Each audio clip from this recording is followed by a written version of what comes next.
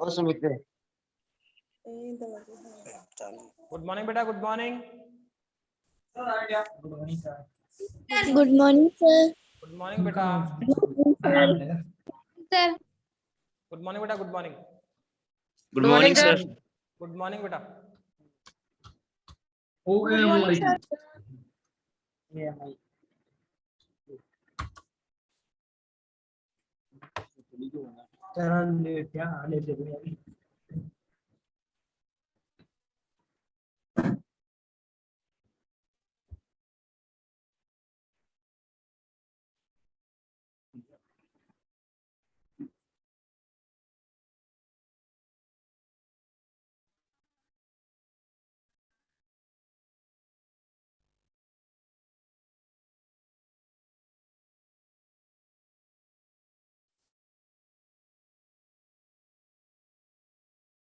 Connect करो बेटा, connect करो।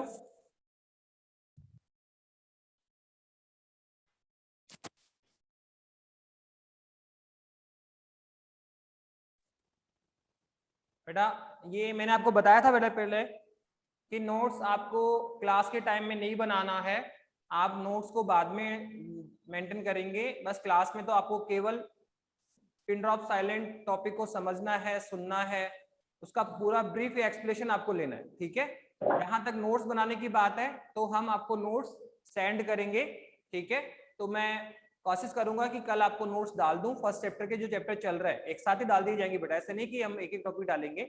आपका अपना जो व्हाट्सएप ग्रुप बना हुआ है 11th क्लास का या फिर स्कॉलर ईआरपी पे, तो व्हाट्सएप ग्रुप पे मैं डाल दूंगा और उसमें आपको देखना है कि पूरा पीडीएफ आ जाएगा पूरे फर्स्ट चैप्टर का। उसमें पूरा डायमेंशन, आपका पूरा यूनिट मात्रक बनाना है और विमीय समीकरण के उपयोग पूरा चैप्टर डल जाएगा। फिर आप उसको, ठीक है, डे बाय डे आपको इसको मेंटेन करते रहे। जैसे जैसे क्लास चल रही है उसको देखिए कहाँ तक सर ने पढ़ाया, उसको वहां तक देख लो। जो क्लास चल रही है उसको भी आपको रीड कर लिया आपने, जो नोट्स मैंने दिए उसको भी आप रीड करें। साथ में एनसीईआरटी की जो टेक्स्ट बुक है आपकी, उसको भी आपको देखना है कि सर टेक्स्ट बुक में और क्या लिखा हुआ है, और फिर अपने दिमाग को यूज करते हुए कंबाइंड नोट्स बनाने। बेटा नोट्स आपके सेल्फ होने चाहिए, ठीक है। जो वैसे तो जो मैं आपको पीडीएफ नोट्स दूंगा उसमें लगभग 80-85% कोर्स कवर हो जाता है। फिर भी आप टेक्स्ट बुक में जाइए और देखो कि कितने टॉपिक्स, कुछ टॉपिक जो ड्रॉप हो रखे हैं, कुछ इंपॉर्टेंट टॉपिक आपको लगता है कि सर नहीं इनको भी शामिल करना चाहिए, तो आप अपने सेल्फ विवेक से आप इन्वॉल्व कर सकते हैं, ठीक है। तो मैं कल मैं आपको नोट्स डाल दूंगा फर्स्ट चैप्टर की। ओके, आज का टॉपिक शुरू करें। सर हाँ बेटा, मेरे पास तो व्हाट्सएप ग्रुप में नहीं जुड़ रही। अभी आप व्हाट्सएप ग्रुप से जुड़े हुए नहीं क्या बेटा? नहीं। तो आप मुझे व्हाट्सएप आपके नंबर डाल दो बेटा, ठीक है। Okay sir. स्कॉलर इस पे ओके। जुड़े हुए ना आप, स्कॉलर ऐप पे बेटा वही नंबर व्हाट्सएप ग्रुप पे भी होंगे बेटा आपके। हाँ। तो आप मेरे को मेरे नंबर पे व्हाट्सएप कर दो बेटा इस चीज को ना। चले टॉपिक शुरू करें बेटा। अब देखो क्या है बेटा, अगर अपन बात करें तो कल हमने बीमा लिखना सीख रहे थे और कुछ भौतिक राशियों की बीमा हमने लिखी थी। सर किसकी लिखी थी हमने? तो देखो हमने भौतिक राशियों में पहले चाल की बीमा लिखी, फिर उसके बाद में वेग की बीमा हमने लिखी और त्वरण की भी बीमा हमने लिख ली। तो हमने चाल, वेग, त्वरण इन सब की बीमा हमने लिख ली है। पानी और गिरेगी बेटा और पापा फोन करे तो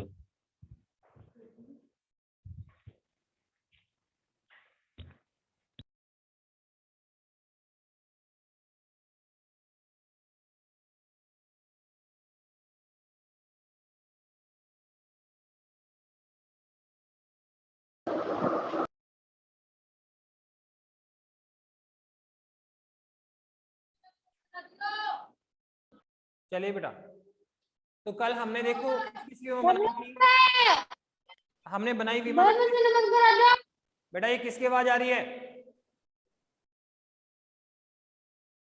हमने कल बीमा बनाई थी देखो चाल की, फिर हमने बीमा बनाई बेटा वेग की, और उसके बाद में हमने बीमा किसकी बनाई? त्वरण की। तो हमने 3 बीमा बना ली थी और हम त्वरण के बारे में बात कर रहे थे बेटा। किसके बारे में बात कर रहे थे? त्वरण के बारे में बात कर रहे थे, त्वरण ए।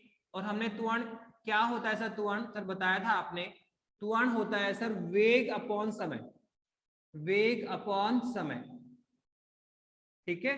और अगर मैं इसको पूरा लिखूं तो हम लिखेंगे ऊपर वेग में परिवर्तन तथा परिवर्तन में लगा समय। एक्चुअल में होता क्या है ये सर, वेग में परिवर्तन, किसी वस्तु या व्यक्ति के वेग में कितना परिवर्तन हुआ और उस परिवर्तन में कितना समय लगा सर, वो उसका अनुपात क्या होता है सर, त्वरण होता है। उसका अनुपात क्या होता है, त्वरण होता है। तो किसी वस्तु के वेग में कितना परिवर्तन हुआ और उसमें कितना समय लगा, उन दोनों का अनुपात ही क्या होता है, त्वरण होता है। तो त्वरण की परिभाषा क्या है, किसी वस्तु के वेग में परिवर्तन तथा उस परिवर्तन में लगे समय का अनुपात त्वरण कहलाता है। त्वरण को हम डिनोटेट सर किससे करते हैं सर, ए से। और सर ये क्या आएगा, वी, और अपॉन में कौन है, टी। ठीक है, जहां पूरा लिखा जा सकता है कि ए आपका कौन है, त्वरण है, वी कौन है सर, आपका वेग है, और टी कौन है सर, समय है। टी कौन है आपका, समय है। कल मैंने बता दिया था कि सर वेग और समय का अनुपात त्वरण कहलाता है, या किसी वस्तु के वेग में कुल परिवर्तन तथा उस परिवर्तन को करने में लगे समय का अनुपात भी क्या है सर, त्वरण कहलाता है। और फिर हमने बताया था कि टी का मान कितना ले लो, 1 सेकेंड ले लो, तो ए बराबर क्या होगा, वी। तो यहां से भी सर त्वरण की परिभाषा आ सकती है, क्या सर, प्रति सेकंड वेग में जो परिवर्तन, 1 सेकंड में जो वेग में परिवर्तन होता है सर, वो भी क्या कहलाता है, त्वरण कहलाता है। और सबसे बेस्ट डेफिनेशन मैंने बताई थी आपको कि सर जहां कहीं भी समय का भाग लग रहा है, जहां कहीं भी समय का भाग लग रहा है सर, वहां पर हम क्या बोलते हैं, परिवर्तन की दर बोलते हैं। जहां कहीं भी समय का भाग लगता है सर, वहां हम बोलते हैं परिवर्तन की दर। ठीक है, तो देखो यहाँ वेग में समय का भाग लग रहा है क्या, वेग में समय का भाग लग रहा है, इसलिए हम बोलेंगे सर त्वरण क्या है सर, परिवर्तन की दर है। तो सर किसमें परिवर्तन, तो ऊपर कौन है, वेग, तो बोलेंगे सर वेग में परिवर्तन की दर क्या कहलाता है, त्वरण कहलाता है। वेग में परिवर्तन की दर क्या है, त्वरण कहलाता है। तो आप देखो त्वरण को हम कई प्रकार से डिफाइन कर पा रहे हैं। त्वरण की हमने 2-3 डेफिनेशन आपके सामने रखी। सबसे पहले डेफिनेशन ये रहा, किसी वस्तु या व्यक्ति के वेग में परिवर्तन तथा किसी वस्तु या व्यक्ति के वेग में परिवर्तन तथा परिवर्तन में लगे समय का अनुपात सर त्वरण कहलाता है। दूसरा, सेकंड हमने क्या बोला सर, वेग में परिवर्तन की दर, किसी वस्तु के वेग में परिवर्तन की दर त्वरण कहलाता है। थर्ड डेफिनेशन ये रही सर, प्रति सेकंड वेग में परिवर्तन, प्रति सेकंड वेग में जो परिवर्तन होता है सर, वो त्वरण कहलाता है। तो हम एक ही फिजिकल क्वांटिटीज को, एक ही भौतिक राशि को कई प्रकार से डिफाइंड कर सकते हैं। तो आपको किसी चीज को रटना नहीं है, समझना है कि सर फॉर्मूला हमारे पास एक ही है कि ए बराबर वी अपॉन टी होता है। अब उसको बोलने का तरीका बहुत सारा होगा आपका, वेग में परिवर्तन की दर, या वेग में परिवर्तन तथा परिवर्तन लगे समय का कुल अनुपात सर, वो भी त्वरण है। या प्रति सेकंड वेग में परिवर्तन, प्रति सेकंड वेग में जो परिवर्तन होगा सर, वो भी त्वरण होगा। ठीक है, तो अब हमारे बोलने का तरीका अलग अलग होगा, बाकी डेफिनेशन का मीनिंग एक ही है, वो सर त्वरण को ही डिफाइंड कर रही है। क्या कर रही है सर, वो त्वरण को ही डिफाइंड कर रही है। ओके, अब इसके बाद देखो क्या है सर, मैं क्लास में हूँ अभी, मैं बाद में ना 15-20 मिनट, आधा घंटा लगा। क्या कहा, ठीक है, तो ये हो गया आपका। अब इसके बाद में क्या करना है सर, सर आपने मात्रक बनाया, विमा बनाई, तो सर हमने बनाया था मात्रक, विमा बनाते पहले, क्या बनाते हैं, विमा। तो त्वरण ए बराबर कितना होता है सर, वी अपॉन टी होता है। त्वरण ए बराबर कितना होता है सर, वी अपॉन टी होता है। तो सर आप देखो वी कौन है, वेग, और टी कौन है, समय। वी कौन है, वेग, और टी कौन है, समय। तो सर अगर हमें त्वरण की विमा बनानी है, अगर हमें त्वरण की विमा बनानी है, तो पहले सर किसकी, सर वेग की विमा बनानी पड़ेगी। बैकफुट पे जाना सीखो सर, हमें वेग की विमा बनानी होगी। तो वेग बराबर क्या होता है सर, बैकफुट आओ सर, ये रहा एक्स अपॉन टी। सर विस्थापन में परिवर्तन की दर कौन है सर, वेग है। तो पहले विमा किसकी बनेगी, वेग की। फिर वेग की विमा से किसकी विमा आएगी, त्वरण की। कौन है सर, वी अपॉन टी, तो टी तो टाइम है, T1। सर किसकी विमा बनाओ सर, वेग की, तो सर वेग की ये लो, सर कितनी है, तो ये आएगा, विस्थापन कौन है, L1, और समय कौन है, T1, तो L1 अपॉन T1। अब T1 ऊपर ले जाओ आप, तो कितना आएगा सर, L1 T माइनस 1। ये किसकी विमा आ गई सर, वेग की। किसकी विमा आ गई, वेग की। अब देखो वेग की विमा उठाओ और यहाँ ला के रखो, किसकी आ जाएगी, त्वरण की। तो त्वरण बराबर कितना आएगा सर, वेग कितना है सर, L1 T माइनस 1। कौन है सर ये, L1 T माइनस 1, ये कौन है सर, वेग है। कौन है सर, ये वेग है। अब नीचे कौन है बताओ, समय है। नीचे कौन है, समय। समय क्या होता है सर, T1। समय कौन है सर, T1 है, तो ये लो आपका T1 आ गया। अब इस T1 को ऊपर लेकर जाओ, इस T1 को ऊपर लेके जाओ, सर एक T माइनस 1 ऑलरेडी ऊपर है, और जब ये T1 ऊपर जाएगा तो सर एक माइनस 1 और आएगा, तो त्वरण कितना आएगा, तो ये आएगा L1 T माइनस 2।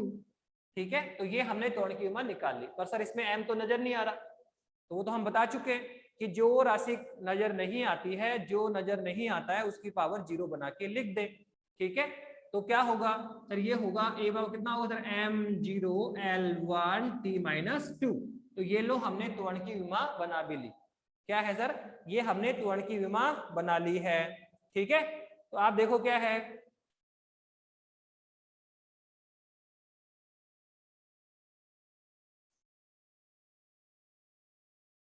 ठीक है, क्या बताया कि इस तरह से हमने वेग की कीमत क्या है सर v अपॉन टी। तो पहले विमा किसकी बनेगी, वेग की। सर वेग क्या होता है सर, विस्थापन में परिवर्तन की दर। तो विस्थापन कौन है, L1, टाइम कौन है, T1, तो L1 अपॉन T1, फिर T1 को ऊपर ले जाओ तो T-1, तो कितना होगा L1 T-, कौन है सर, ये वेग है सर, कौन है ये, वेग है सर।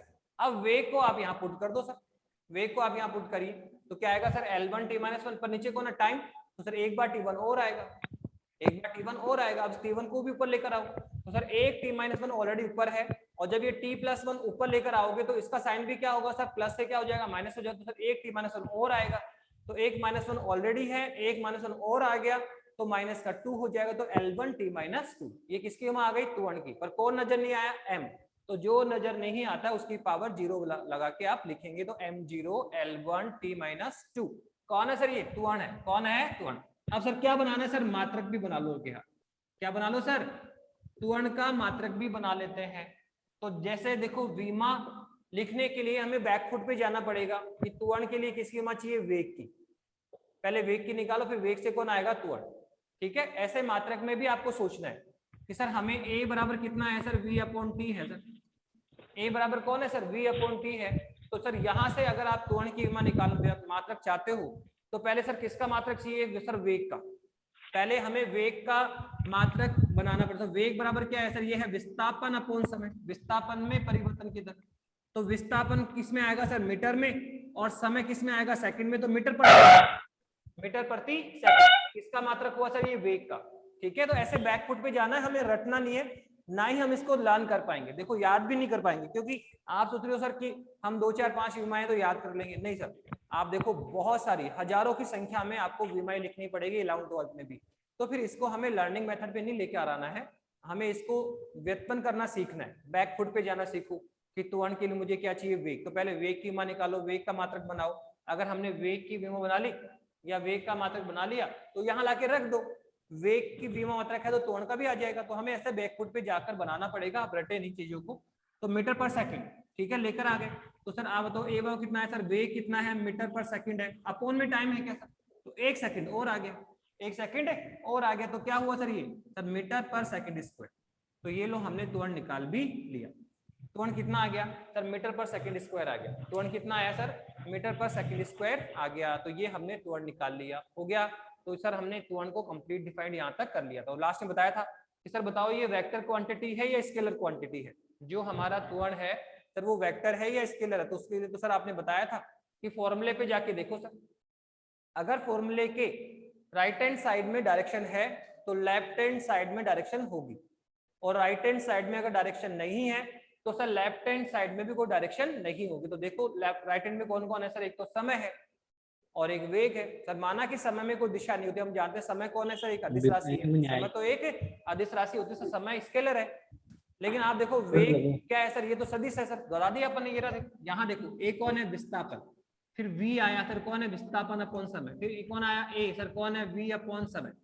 तो देखो विस्थापन कौन है, सदिश, विस्थापन बताया था, विस्थापन क्या है, सदिश। अब आप देखो विस्थापन क्या है, सदिश, तो वेग भी क्या होगा, सदिश। फिर देखो वेग क्या है, सदिश, तो त्वरण भी क्या होगा, सदिश। तो आसानी से देखा जा सकता है, आसानी से देखा जा सकता है। देखो विस्थापन क्या था, सदिश, अब विस्थापन का सदिश तो वेग भी सदिश हो गया। फिर देखो वेग सदिश तो त्वरण भी सदिश। बता दिया कि अगर राइट हैंड साइड में डायरेक्शन है तो लेफ्ट हैंड साइड में डायरेक्शन होगी, और अगर राइट हैंड साइड में डायरेक्शन नहीं है तो लेफ्ट हैंड साइड में भी डायरेक्शन नहीं होगी। विस्थापन कौन है, वेक्टर, तो वेग भी कौन है, वेक्टर। वेग और वेक्टर तो एक्सप्रेशन भी कौन है, वेक्टर। तो त्वरण एक क्या है, सदिश राशि है। त्वरण एक क्या है बेटा, सदिश राशि है। तो आई थिंक त्वरण पूरा समझ में आ गया होगा, ठीक है। तो देखो त्वरण से कनेक्टेड कुछ इंपॉर्टेंट बातें और समझिए थोड़ा सा। एक्चुअली में त्वरण है क्या, इसका फिजिकल मीनिंग क्या है, इसका भौतिक अर्थ क्या है। तो देखो भौतिक अर्थ सिंपल सा है कि हम किसी भी वस्तु या ऑब्जेक्ट में, किसी भी वस्तु या ऑब्जेक्ट में हम त्वरण की बात तभी कर पाएंगे, किसी भी वस्तु या ऑब्जेक्ट में हम त्वरण की बात कब कर पाएंगे, जब वस्तु के वेग में परिवर्तन हो। अगर वस्तु के वेग में परिवर्तन हो रहा है या परिवर्तन है तो ही हम त्वरण की बात कर सकते हैं। हमने कहा वस्तु के वेग में कोई परिवर्तन नहीं हो रहा तो फिर त्वरण की बात नहीं कर पाएंगे, क्योंकि डेफिनेशन ये वेग में परिवर्तन, क्या कहा, किसी वस्तु के वेग में परिवर्तन तथा परिवर्तन में लगा समय त्वरण कहलाता है। तो वस्तु के वेग में परिवर्तन का होना आवश्यक है। अगर वस्तु के वेग में परिवर्तन होगा तो ही हम त्वरण की बात करेंगे। क्या कहा कि अगर वस्तु के वेग में परिवर्तन होगा तो ही हम त्वरण की बात कर पाएंगे। अगर वस्तु के वेग में कोई परिवर्तन नहीं है, अगर वस्तु के वेग में कोई परिवर्तन नहीं है तो फिर हम त्वरण की बात नहीं कर पाएंगे। ठीक है, अर्थात यदि वस्तु समान वेग से चल रही है, वस्तु के वेग में कोई जैसे आप रोड पर बाइक चला रहे हैं तो बाइक चलाते समय क्या क्या कंडीशन हो सकती है सर? हो सकता है जब हम चल रहे हैं तो हमने रेस को इंक्रीज कर दिया, स्पीड को बढ़ा दिया, तो सर वेग में परिवर्तन हो गया। स्पीड को हमने कितना 40 था, 40 से 50 किया, 60 किया, फिर 100 किया, तो सर लगातार स्पीड बढ़ रही है। तो सर वेग या स्पीड में क्या हो रहा है? परिवर्तन। और परिवर्तन है तो किसकी बात करेंगे? त्वरण की। तो हम गाड़ी की स्पीड बढ़ाते हैं तो परिवर्तन हो रहा है वेग में, तो वहां त्वरण उत्पन्न होगा।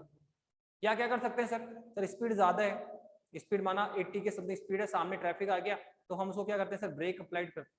स्पीड कम होने सर ब्रेक लगाते हैं गाड़ी रोकने के लिए। तो जैसे ही ब्रेक लगाओगे तो जो गाड़ी की स्पीड है सर वो 90 से कम होकर कितना 80 70 50 60 सॉरी 60 50 40 बहुत हो सकता है आप जाके बत्ती पे स्टॉप भी करते तो वेलोसिटी कितनी हो सकती? 0 भी होगी। पर आप देखो 90 से डिक्रीज होकर कहां तक ऐसा 0 तक। तो लगातार वेग में क्या हो रहा है? परिवर्तन। तो सर वहां भी त्वरण उत्पन्न हुआ। तो त्वरण उत्पन्न कब होता है? जब वस्तु के वेग में परिवर्तन हो। अगर वस्तु के वेग में परिवर्तन नहीं है तो सर कोई त्वरण उत्पन्न नहीं होगा। हम गाड़ी को लेके चल रहे हैं, लगातार उसकी स्पीड बढ़ा रहे हैं, उसके वेग को बढ़ा रहे हैं, तो उसमें वेग में परिवर्तन हो रहा है, त्वरण की बात कर लेंगे। और अगर हमने कहा कि सर लगातार गाड़ी का वेग घट रहा है, ब्रेक लगा दे तो लगातार गाड़ी का क्या हो रहा है? वेग घटेगा, उस गाड़ी का मंदन हो रहा है, तो सर वहां पर भी त्वरण उत्पन्न होगा। वहां पर भी त्वरण, पर देखो त्वरण दोनों ही कंडीशन में उत्पन्न हुआ। जब हम लगातार वेग बढ़ा रहे हैं तो वेग में परिवर्तन है, त्वरण उत्पन्न होगा। लगातार वेग का मान घट रहा है तो भी परिवर्तन है। परिवर्तन होना चाहिए, वो परिवर्तन चाहे कैसे भी हो जाए। वेग में वृद्धि हो रही है तो भी परिवर्तन हो गया, वेग को आपने लगातार कम कर रहे हो तो भी परिवर्तन है। तो त्वरण उत्पन्न होने के लिए वेग में परिवर्तन का होना आवश्यक है। ये नहीं कि वेग बढ़ रहा है कि घट रहा है। अगर वेग को लगातार बढ़ा रहे हो तो भी वेग में परिवर्तन हुआ, त्वरण उत्पन्न हो जाएगा। और यदि वेग को आप लगातार घटा रहे हो, यदि वेग को आप लगातार क्या कर रहे हैं सर? घटा रहे हैं, तो वेग में लगातार कमी हो रही है, परिवर्तन है, तो भी त्वरण उत्पन्न होगा।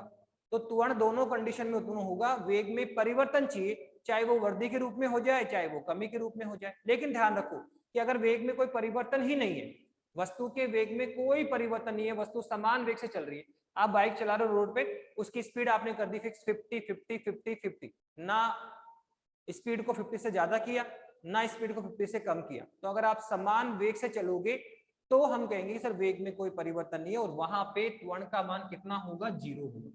त्वरण का मान कितना होगा? 0। कब? जब वेग का मान क्या हो? समान हो। अगर कोई वस्तु समान वेग से गति कर रही है, यदि कोई वस्तु समान वेग से गति कर रही है तो सर उसके वेग में कोई परिवर्तन नहीं है, अर्थात वहां पे कोई त्वरण उत्पन्न नहीं होगा। जैसे मैं बताऊं, जिस रूम में आप बैठे हो, आप देखो डेफिनेटली आपने पंखा चला रखा होगा या कूलर चल रहा होगा, तो आप देखो जो पंखे की स्पीड है वो सर कांस्टेंट है, वो समान वेग से उसी स्पीड से लगातार घूम रहे हैं। ना तो उसकी स्पीड बढ़ रही है ना उसकी स्पीड घट रही है। ऐसा नहीं कि हम उसकी स्पीड बढ़ा या घटा नहीं सकते, कर सकते हो आप। रेगुलर को इंक्रीज करो स्पीड बढ़ जाएगी, रेगुलर डिक्रीज करो स्पीड घट जाएगी। तो जब स्पीड बढ़ रही है तो वेग में परिवर्तन, स्पीड घट रही है तो वेग में परिवर्तन, वहां दोनों में त्वरण उत्पन्न होगा। लेकिन जब एक बार जब आपने स्विच ऑन किया तो पंखे की स्पीड बढ़ते बढ़ते बढ़ते बढ़ती बढ़ते बढ़कर क्या हो जाती है? मैक्सिमम हो जाती है। फिर वो उसी स्पीड से लगातार रोटेट होता रहता है। तो जब मैक्सिमम स्पीड पे आ जाता है तो फिर उसके बाद में उसकी स्पीड में कोई परिवर्तन नहीं हो रहा, उसके वेग में कोई परिवर्तन नहीं हो रहा है, वो समान वेग से रोटेट है, तो वहां पे त्वरण कितना होगा? 0। केवल त्वरण कब उत्पन्न हुआ?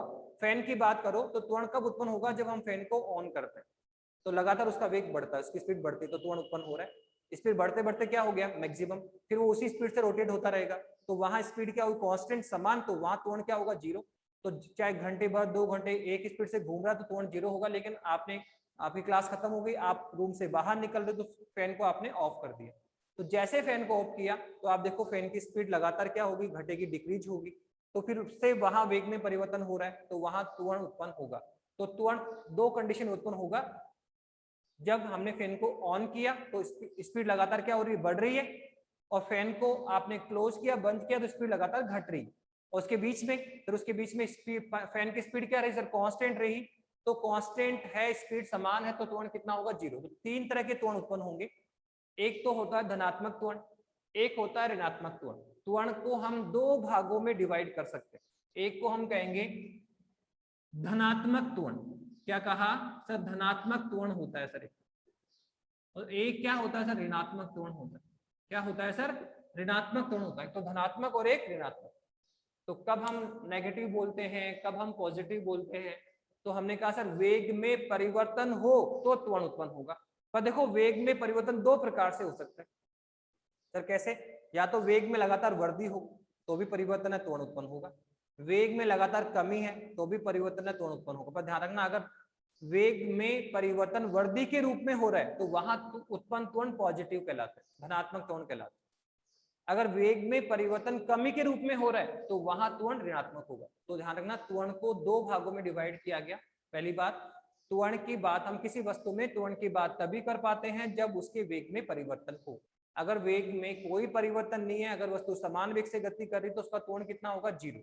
अब त्वरण वेग में परिवर्तन करते हो तो त्वरण उत्पन्न होगा। अब वेग में परिवर्तन दो तरह से हो सकता है, या तो वेग को बढ़ाओगे, तो अगर वेग में वृद्धि, जो वेग में परिवर्तन है अगर वो वृद्धि के रूप में हो रहा है तो त्वरण पॉजिटिव, और अगर वेग में जो परिवर्तन आपने किया सर वो कमी के रूप में किया तो उत्पन्न त्वरण क्या होगा, नेगेटिव। तो कई बार हम त्वरण को +a लिखेंगे और कई बार हम त्वरण को -a लिखेंगे, कई बार पॉजिटिव और कई बार नेगेटिव। ध्यान रखना, पॉजिटिव कब लेना है, नेगेटिव कब लेना है, सिंपल है सर। वेग में परिवर्तन हो तो त्वरण उत्पन्न होगा, पर त्वरण प्लस या माइनस, तो सर आपको ये देखना है कि वस्तु के वेग में लगातार वृद्धि हो रही है, वस्तु त्वरित अवस्था में है तो त्वरण पॉजिटिव लिया जाता है। और यदि वस्तु के वेग में लगातार कमी हो रही है, वस्तु का लगातार मंदन हो रहा है, ये वस्तु की मंदित अवस्था है। अगर वेग लगातार कम होता है, वस्तु मंदित हो रही है, तो वस्तु की मंदित अवस्था में त्वरण क्या होगा, नेगेटिव। लेकिन अगर लगातार वस्तु का वेग बढ़ रहा है तो वस्तु की त्वरित अवस्था कहलाती है और वहां त्वरण क्या होगा, पॉजिटिव। और पर अगर वस्तु का वेग ना तो मंदित हो रहा है, ना त्वरित है, ना वेग बढ़ रहा है, ना वेग घट रहा है, त्वरण वेग क्या है, समान है, तो वहां त्वरण कितना होगा, 0। तो आई थिंक त्वरण आपको कंप्लीट समझ में आ गया होगा। त्वरण को हमने बेसिक समझाया कि त्वरण क्या है, त्वरण का फॉर्मूला क्या है, इसकी डेफिनेशन क्या है सर, इसकी विमा बना ली, फिर इसका मात्रक बना लिया, और ये बताया कि सर त्वरण एक वेक्टर क्वांटिटी होती है, और लास्ट में बताया कि किसी भी वस्तु या व्यक्ति में त्वरण की बात हम तभी कर पाएंगे, किसी वस्तु या व्यक्ति में त्वरण की बात हम तभी कर पाते हैं जब वस्तु के वेग में परिवर्तन हो। जब वस्तु के वेग में क्या हो, परिवर्तन हो। अगर वस्तु के वेग में परिवर्तन है तो ही त्वरण की बात करेंगे। अगर वस्तु के वेग में कोई परिवर्तन नहीं है, यदि वस्तु समान वेग से गतिशील है तो उसमें उत्पन्न त्वरण कितना होता है, 0 होता है। ठीक है, अब नेक्स्ट पे आते हैं। तो देखो हमने चाल निकाल लिया, वेग निकाल लिया, त्वरण निकाल लिया, अब आगे बढ़ो बेटा।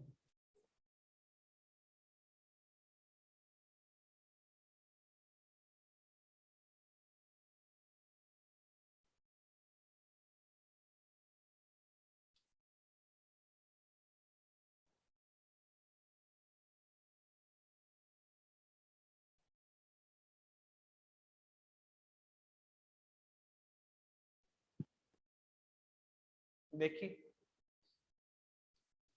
जो हमारा नेक्स्ट टॉपिक है वो है अब आपका बल। सर बल क्या है, ठीक है, या पहले संवेग की निकालें। पहले क्या निकाल रहे हैं, संवेग। तो संवेग क्या होता है सर, संवेग क्या होता है, तो बहुत सिंपल है कि अगर कोई m द्रव्यमान की वस्तु, क्या कहा सर, यदि कोई m द्रव्यमान की वस्तु v वेलोसिटी के साथ मूविंग पोजीशन में है, यदि कोई m द्रव्यमान की वस्तु v वेलोसिटी के साथ क्या है सर, मूविंग पोजीशन, गतिशील अवस्था में है, गतिशील अवस्था में है, तो सर इस वस्तु में संवेग उत्पन्न हो जाता है। इस वस्तु में संवेग उत्पन्न होगा। संवेग के लिए गति का होना आवश्यक है।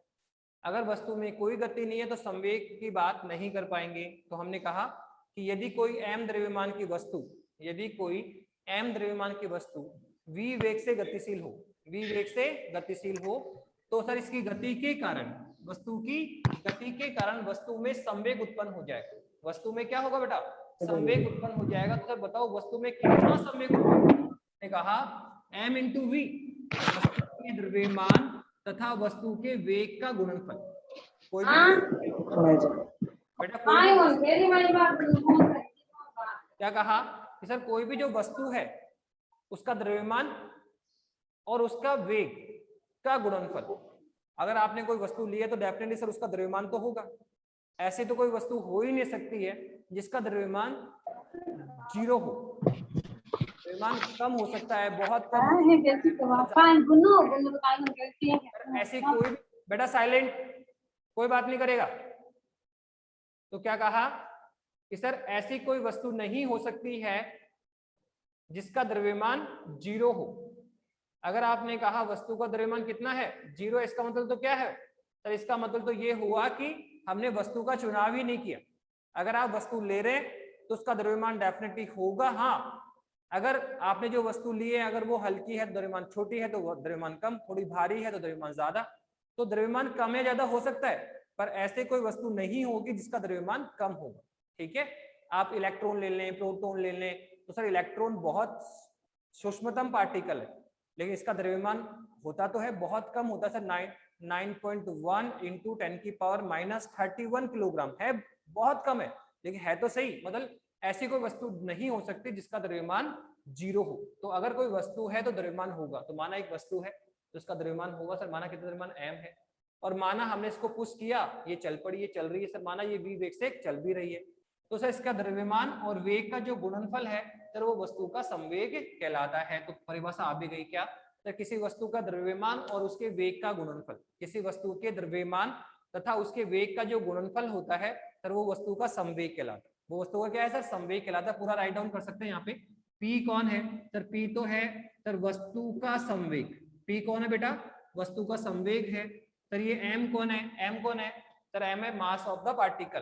क्या है सर, वस्तु का क्या है, द्रव्यमान है सर। M कौन है, वस्तु का द्रव्यमान है सर। और सर ये v कौन है सर, वेलोसिटी है सर। v कौन है, वेग है सर, किसकी, वस्तु की।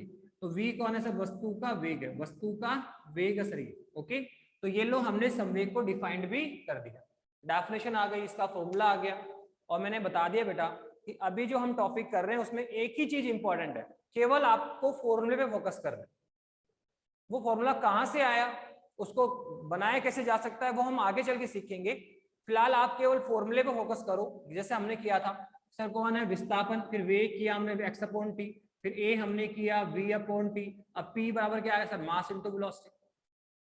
तो फॉर्मूले आपको याद करने पड़ेंगे बेटा, क्योंकि फॉर्मूले अगर आपने याद कर रखे हैं तो उससे हम डेफिनेशन बना लेते हैं, उसी से हम विमा बना रहे हैं, उसी से हम मात्रक बना रहे हैं, उसी से हम सदिश सदिश देख रहे हैं। देख लो, जैसे ये कौन है, L1 अपॉन T1 हो गया, विस्थापन L1 है, ठीक। तो है सर विस्थापन में परिवर्तन की दर, ये कौन है सर, वेग में परिवर्तन की दर, और ये कौन है, द्रव्यमान और वेग का गुणनफल। अब देख रहे हैं आप कि हम डेफिनेशन भी सूत्र से ही बना रहे हैं। दूसरा सर मात्रक भी बनता है, देखो इसे मीटर पर सेकेंड बन गया, विमा सर L1 अपॉन T1। तो देखो सूत्र से हम डेफिनेशन भी बना पाते हैं, विमा भी लिख पाते हैं और मात्रक भी लिख पा रहे हैं। और ये भी देख रहे हैं कि सर देखो विस्थापन क्या है, सदिश, तो वेग भी क्या है, सदिश। देख रहे हैं वेग क्या है, सदिश, तो त्वरण भी क्या है, सदिश। तो देखो आप लगभग अपना 90% काम, इस चैप्टर का जो 90% वर्क है सर वो फॉर्मूले याद करने से हो जाएगा।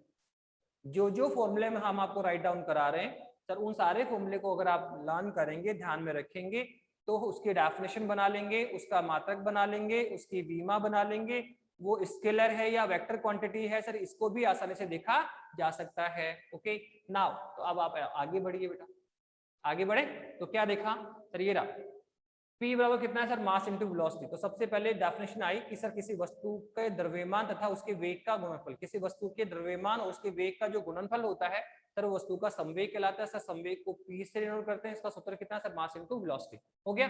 अब सर क्या सर, इसका मात्रक बनाइए सर, सॉरी पहले वीमा बना लेते हैं। क्या बना रहे हैं सर, वीमा बनाइए, तो बनाइए वीमा। देखिए तो हम इसकी वीमा बना रहे हैं बेटा,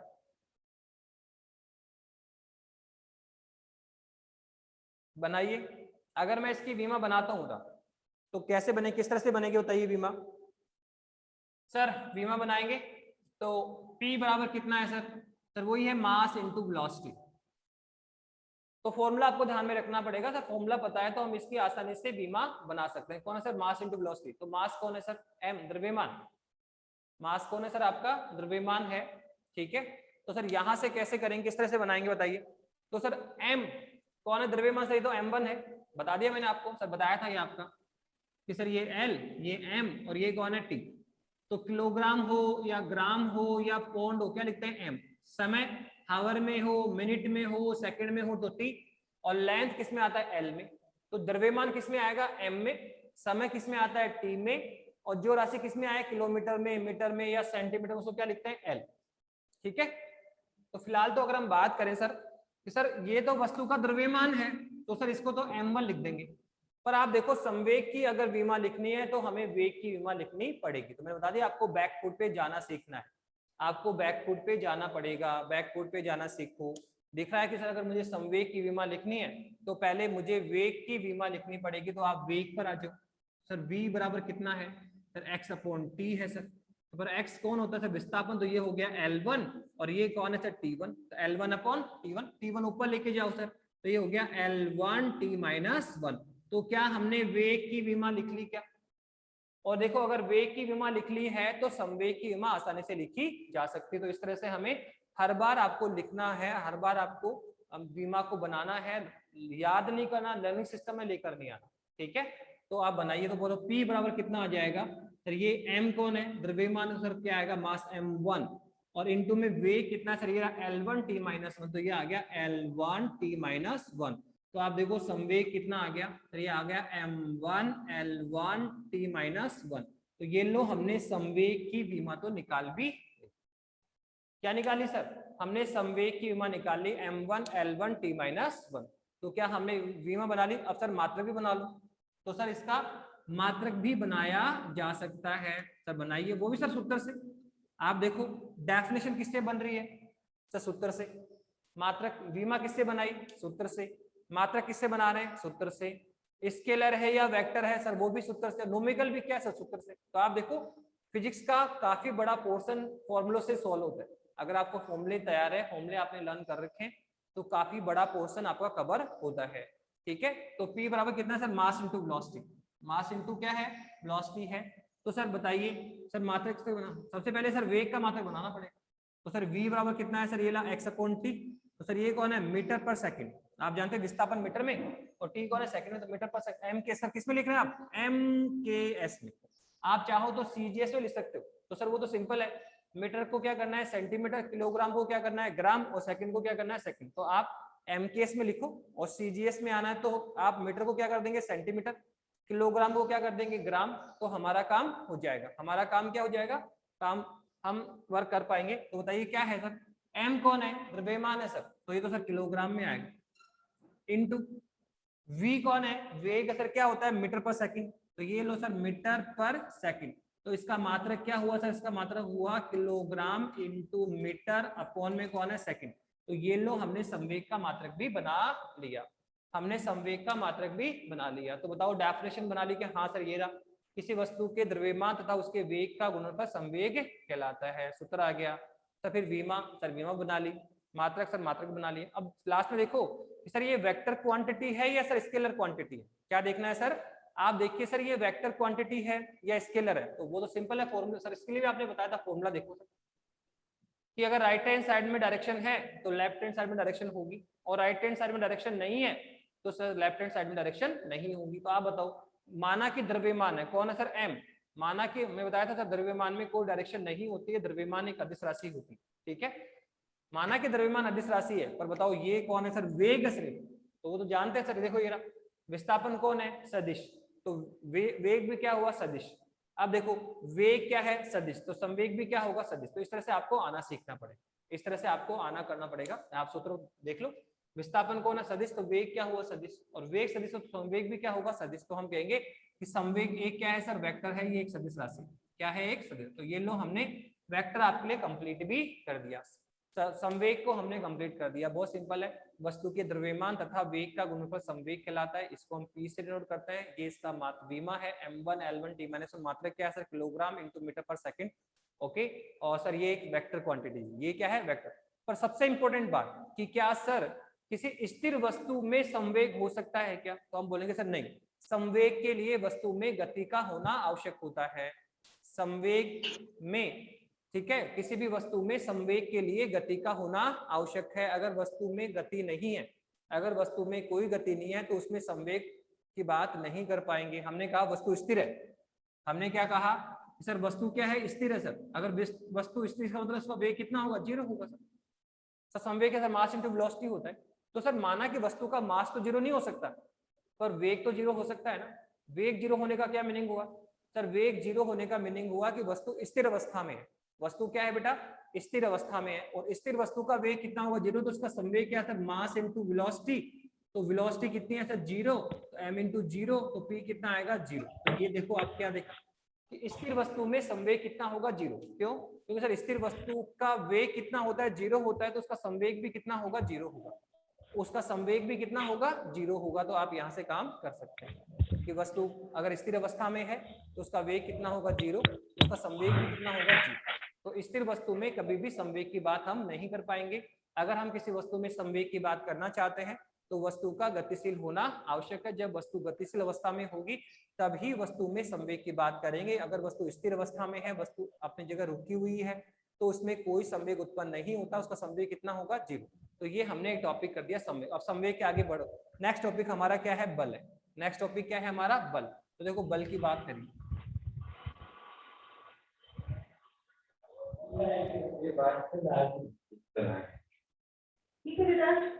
लाइट आवाज नहीं बेटा।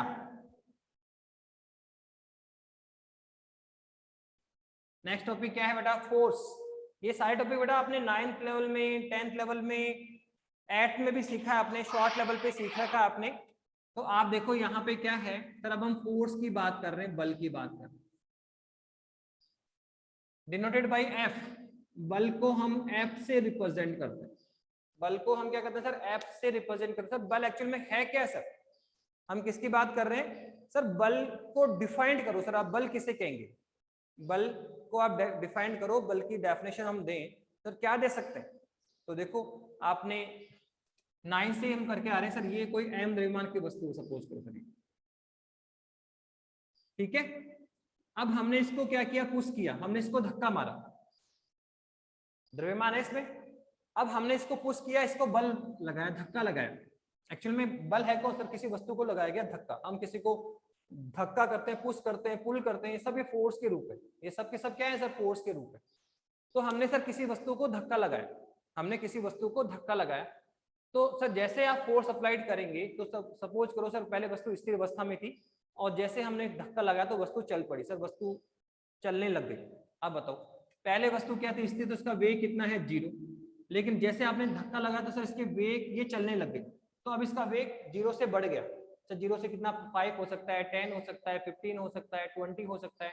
तो लगातार इसका वेग बढ़ रहा है। हम इसको पुश कर रहे हैं, धक्का लगा रहे हैं, जिससे ये वस्तु चल पड़ी। इसका मतलब इसके वेग इसका बढ़ गया, 0 से इसका वेग बढ़ गया, 0 से 5 हो गया, 0 से 10 हो गया, 0 से 15 हो गया। तो क्या हुआ इसका मतलब सर, हमारे फोर्स लगाने के साथ वस्तु में गतिशील हो गया, वस्तु में गति आई, जिससे हम क्या कह सकते हैं कि सर यहाँ वस्तु के वेग में परिवर्तन हुआ। यहाँ वस्तु के वेग में क्या हुआ सर, परिवर्तन हुआ। और ध्यान रखो, अगर वस्तु के वेग में परिवर्तन हो रहा है तो हम किसकी बात कर लेंगे सर, त्वरण की बात कर लेंगे। किसकी बात कर लेंगे, त्वरण की। तो जैसे हमने वस्तु को फोर्स लगाया, जैसे हमने वस्तु को फोर्स लगाया तो वस्तु गतिशील हो गई, स्थिर से। गतिशील होने का मतलब क्या, वस्तु के वेग में परिवर्तन हुआ। और हमने अभी भी बताया था आपको कि अगर वस्तु के वेग में परिवर्तन हो रहा है, अगर वस्तु के वेग में परिवर्तन है तो वहां क्या उत्पन्न होगा, त्वरण।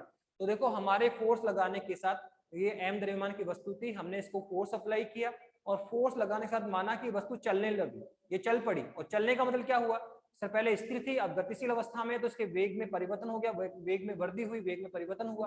और अगर वेग में परिवर्तन, तो किसकी बात करेंगे, त्वरण की। तो माना कि एक m द्रव्यमान की वस्तु थी जिसको हमने F फोर्स अप्लाई किया और हमारे